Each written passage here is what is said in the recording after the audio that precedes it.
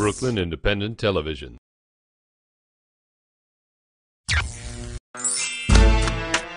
Founded by Jason Hobreth and Bill Hilgendorf in 2004, Uhuru is a furniture design company that merges avant-garde design with environmental sustainability. The result? Super beautiful furnishings that not only look good, but are good. For the planet, that is.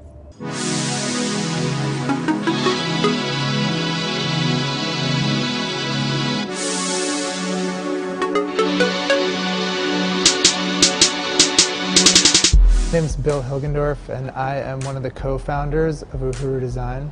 Uhuru is a design-build furniture company based here in Red Hook, Brooklyn, and with a strong focus on sustainability. We started, Jason and I, the two of us, working out of a shared shop space that's just a block away.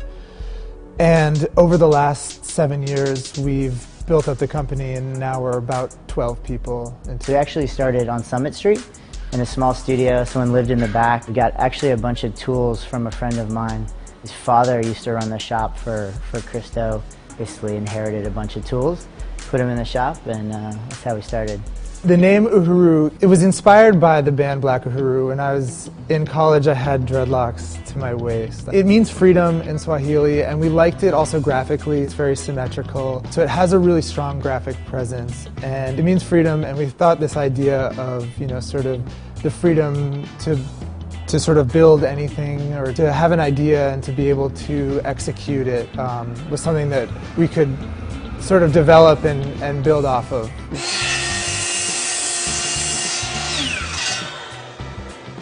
We started in 2003, right after we got out of school.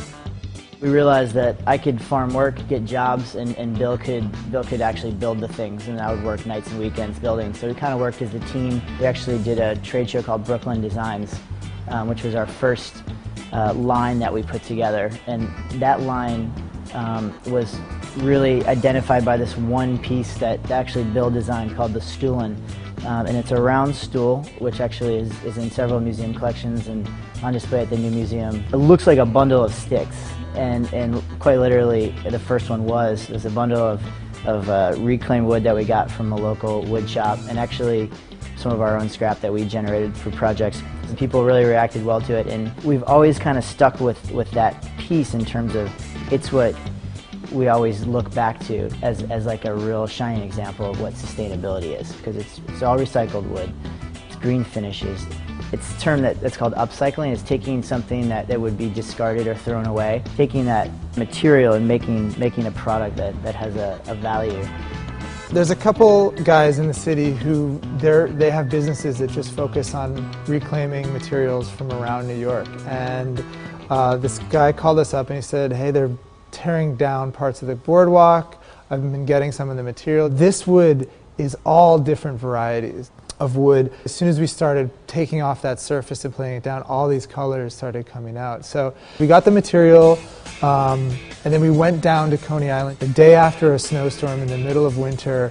And it was just completely desolate. We had this idea that we were going to make sort of off-season Coney Island. The idea would be that there's this sort of desolate thing, but then we started planing down the material, and these colors came out, and it was just like, well, we can't ignore it. It's kind of like the heart of Coney Island, like peeking through this sort of desolate. We used the images as inspiration for the forms, and then decided to focus on the Cyclone, the Wonder Wheel, and then the Parachute Drop, which is now defunct. So this is one of the finished pieces of furniture that we have that's going out this week. It's a variation on our Wonder Wheel coffee table that we originally did 2 years ago for our Coney Island line. And it's made out of the reclaimed boardwalk from Coney Island, the Ipe.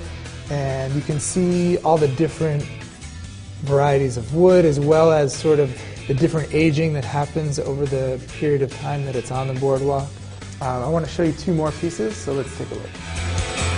So this is our Stoolin' table, and this is one of the first pieces we designed for our first line. And this is the piece that's made up of all the scrap pieces that we collect from local shops.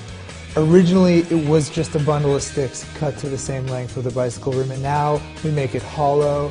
The bicycle rim is optional, and the pieces in the center are only 2 inches thick. So we're actually able to make 2 or 3 out of the same amount of material that we originally made 1 out of.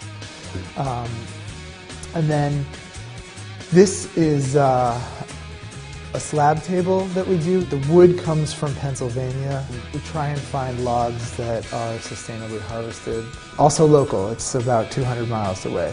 In fact, there's a lot of work that has to go in when you take a material you find on the street to recondition it, to get it, prepared, to finish it for use in a fine piece of furniture. So often it's cheaper to just buy new materials and to make something out of something new than to take a reclaimed material and rework it. But in the end, it's definitely worthwhile, and I think you have a lot of like-minded people in Brooklyn like that who understand the value.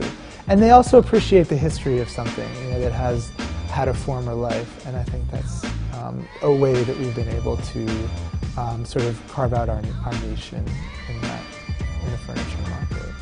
So I think what makes our furniture unique is the fact that it has a lot of texture. It's based on traditional designs, but it's modernized, and so it's like you see it and you recognize it. It's the same as really classic proportions.